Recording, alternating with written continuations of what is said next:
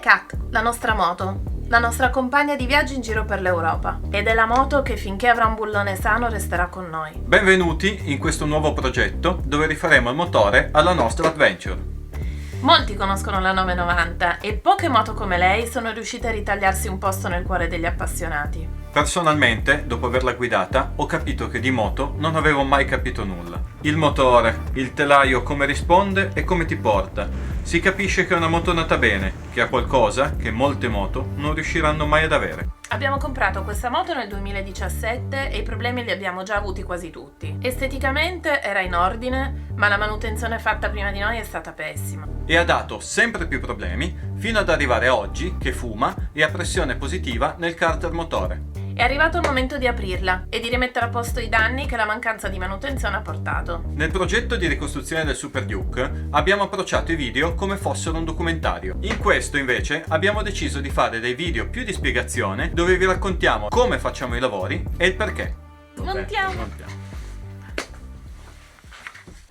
Visto che non abbiamo un ponte, mettiamola sul centrale così siamo un pelino più comodi a lavorare. Molto utile il carrellino che consente di lavorare comodi e potercela spostare, e anche noi che abbiamo poco spazio riusciamo a gestirlo. Come prima cosa togliamo barre portaborse e le barre paramotore, così siamo un po' più liberi, e poi iniziamo a smontare tutte le sovrastrutture. Teniamo fermo e svitiamo, si dovrebbe ingaggiare e in questo modo sfiliamo il primo. Ripetiamo dall'altra parte e poi prendiamo il cacciavitone e togliamo i nottolini, quelli tradizionali. Questo è solo quello di sicurezza. E basta farli girare e liberarli. Ecco fatto. Ok.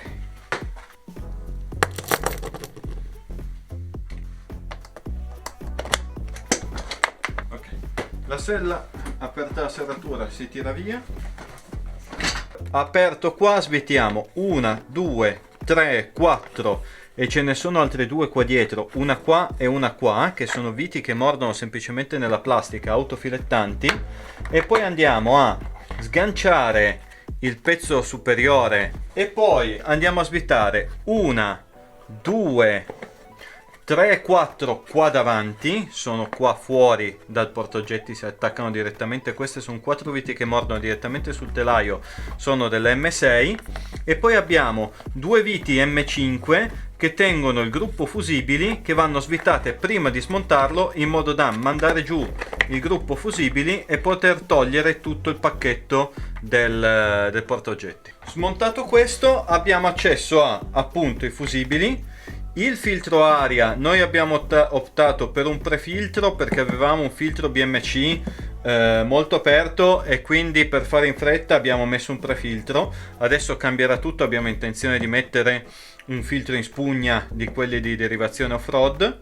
Comunque abbiamo la cassafiltro, il breather, questo è il rebreather del motore, è quello che nel nostro caso crea il problema perché avendo pressione positiva nei carter lui ci manda dell'olio direttamente da qua nel gruppo farfallato e quindi ci fa fumare il motore. Questo è lo spinotto del sensore di temperatura. Qua abbiamo il SAS, quindi il Secondary Air System, che è un sistema fatto per riciclare parti del gas di scarico, vengono riportati e rimandati direttamente in airbox. È una cosa che normalmente tutti quelli che usano queste moto tolgono, perché in effetti oltre un peso supplementare comunque cambia anche la carburazione del motore.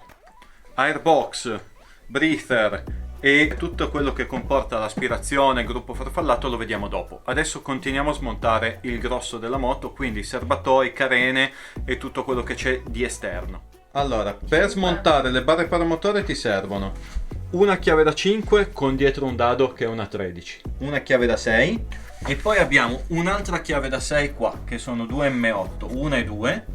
Però prima di tutto dobbiamo sganciare la barra di collegamento che tiene unita la parte destra con la parte sinistra. Poi ti serve una 5 perché una l'abbiamo persa in Portogallo. La cosa più importante quando si fanno questi lavori grossi dove la moto rimarrà aperta per molto tempo, perché comunque tirare giù un motore, rifarlo, richiede tanto tempo, soprattutto se come noi hai solo i weekend per lavorare, e l'ordine. Quindi adesso faremo delle vaschette dove verranno messe tutte le viti divise per tipologia. Quindi questa qua, ad esempio, partiremo da questa, dove andremo a creare una vaschetta interna a questa cassetta direttamente per tutte le viti carena. Poi ogni gruppo viti avrà la sua vaschetta, in modo che potremo, andando avanti col lavoro, metterle tutte in ordine e non perdere neanche una, ma soprattutto quando la rimonteremo avremo tutte le viti già pronte per il rimontaggio settore per settore. Vaschettona, mettiamo via tutti i nippi.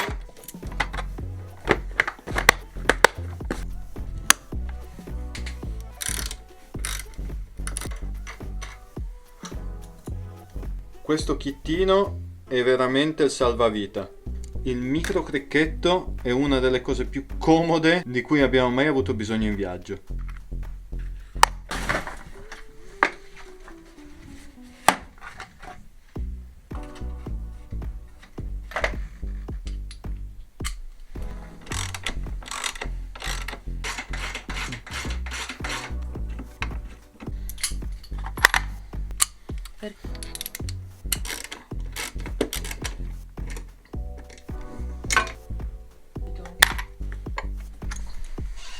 Che avendo messo noi i faretti della Givi sulle barre, quando tiri via la barra bisogna sganciare gli innesti connettori delle luci.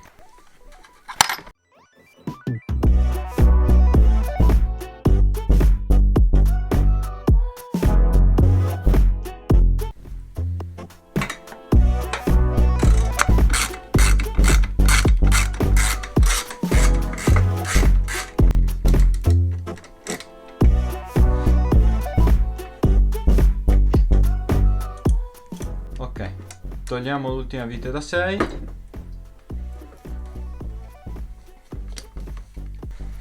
e le barre paramotore ce le siamo tutte. Quindi smontiamo i fianchetti anteriori della carena. Tutte le viti hanno la propria flangia in alluminio, tranne quella superiore che ha la flangia a incastro, quindi tutte quante tranne una.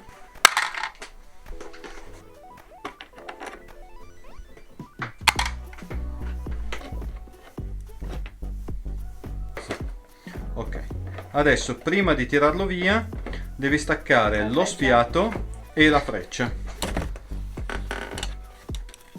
Occhio, perché questi vanno tirati via così e bisogna fare attenzione a non rovinare gli attacchi, perché questi sono in plastica e devono solo essere sfilati. Se non trazioniamo in maniera perfettamente assiale al connettore rischiamo di strapparlo e poi questi qua sono molto difficili da rimpiazzare.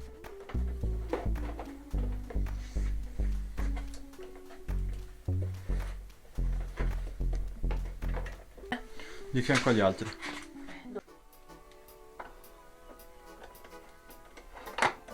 Una filettata con possenza. Sì, quello lì sì, non l'abbiamo mai svitato. Tiro via piano e poi togli via tutti gli spessori.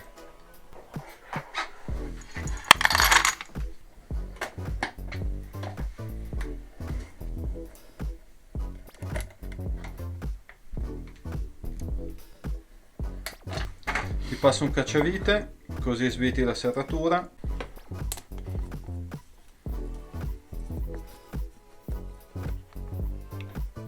Sila ha smontato praticamente tutte le sovrastrutture, i fianchetti posteriori, le carene anteriori, abbiamo rimosso la sella e rimosso il portaoggetti. Adesso dobbiamo rimuovere i serbatoi. Come prima cosa, per rimuovere i serbatoi dobbiamo andare a chiudere i rubinetti benzina, uno qua e uno dall'altra, perché qua sotto passa un tubo che praticamente congiunge i due serbatoi. Come seconda cosa andiamo a rimuovere il tubo di collegamento, questo è quello che chiude il cerchio sul collegamento della benzina, perché da qua sopra passa l'aria e poi se siamo molto inclinati magari anche un po' di benzina, ma è quello che fa sì che i due serbatoi rimangano sempre livellati. Da sotto passa la benzina e da sopra passa l'aria. Anche questi occhio, perché ogni tanto ne ho visti rotti. Tirare piano, ecco qua, non bisogna fare forza veloce, bisogna piano piano aumentare sempre un pelino di più la pressione per evitare che loro si strappino. Ecco fatto. Le protezioni dei serbatoi preferiamo lasciarle, c'è ancora una vite che li tiene in posizione e in questo modo, avendo i serbatoi posati in giro per terra e tutto, li lasciamo un pelino più protetti. Ho già rimosso la vite qua sotto, che è quella che li teneva in posizione. Adesso passiamo alla vite posteriore e poi successivamente a quella superiore qua sopra. Non è un problema se togliete le viti, perché comunque il serbatoio è tenuto in posizione da un perno qua sul telaio che senza le viti lo riesce a tenere in posizione. Svita anche le altre, che togliamo per prima il serbatoio di destra perché è quello senza la pompa benzina, poi togliamo quello di sinistra.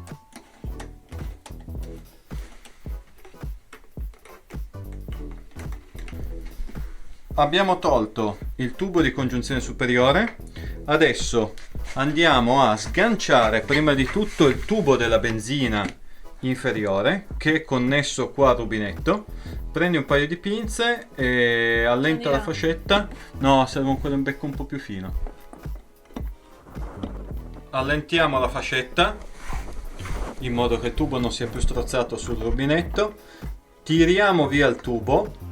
Procuriamoci comunque un contenitore perché un po' della benzina contenuta nel tubo uscirà. Allora, alzalo piano, occhio perché c'è ancora uno spiato dentro. Sì, qua.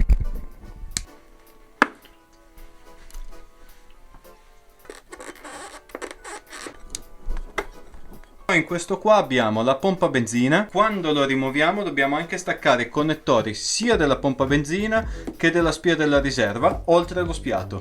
Qui abbiamo lo spiato, qui abbiamo il connettore della riserva, quello della pompa benzina e il tubo benzina di mandata che va al gruppo farfallato. Possiamo staccare tranquillamente il tubo benzina, che ha un innesto a baionetta, non perde praticamente una goccia, aiutandoci con un cacciavitino, facendo attenzione a non tirare troppo i fili. Ecco fatto.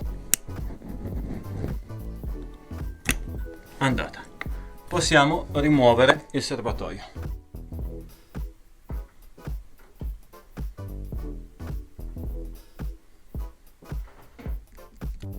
Per smontare il faro, cupolino, eventuale protezione, non serve svitare tutte le viti, ma basta andare a sganciare i fianchetti e con loro questa che è il primo blocco e questo che è il secondo, che basta sganciarlo andando a delicatamente allargarlo, e in questo modo possiamo sganciare tutto il cupolino senza svitare 10.000 viti. Per toglierlo basta staccare il connettore delle luci. Molto importante per lavorare poi comodi e evitare che ci si chiuda il cavalletto sulle mani e la moto ci cada, il blocco del cavalletto centrale. Questo ce lo siamo fatto noi, non è nient'altro che un pezzo di duralluminio piegato in morsa con una vite. Si va a mettere al posto di uno dei due gommini di fondo corsa del cavalletto centrale. Basta allentare il dado, lo svitiamo e al suo posto andiamo a mettere questa flangia che non fa altro che andare a bloccare il cavalletto in posizione, e per evitare che, se la moto prende dei colpi magari quando è senza motore, non ha più tanto peso e senza ruote, si sganci. È una sicurezza supplementare. Così siamo a posto, evitiamo di farci del male e far cadere la moto. Noi abbiamo sostituito anni fa il paramotore originale con quello della Maitec, che è fatto in alluminio da 4 mm, ma ha una interessante intelaiatura in tubi d'acciaio che lo rinforza e che fa l'effettivo sostegno. Tolto che non abbiamo mai fatto un uso fuoristradistico impegnativo, lascia un pochino più libero il regolatore di tensione di respirare e in questo modo evita che si bruci.